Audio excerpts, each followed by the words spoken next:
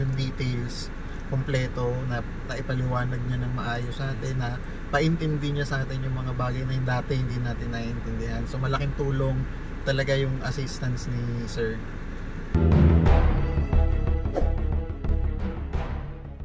Shoutout guys, nandito sa lugar po ng North Sagaray, kasama natin Sir Edmond na kayong tago yung isa.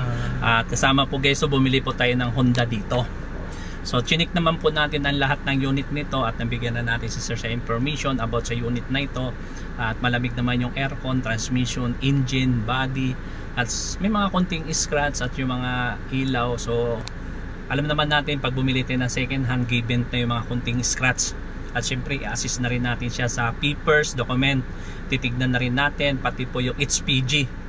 Titignan, in-assist na rin po natin. So interview natin si Sir kung ano yung masasabi sa pag-check ni Mr.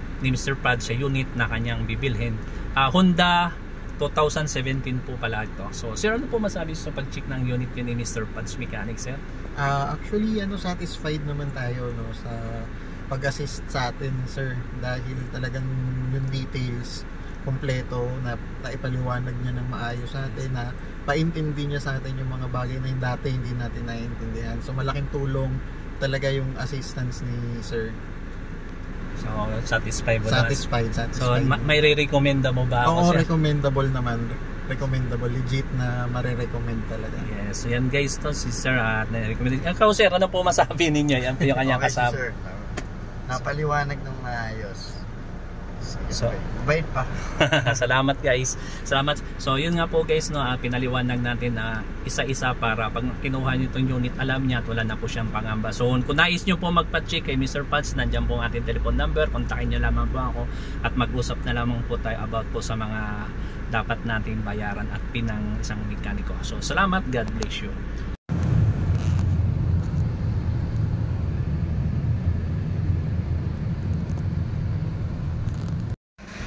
Legit naman po dito sa ating pumiyahe. Ayan po siya. Legit na legit po.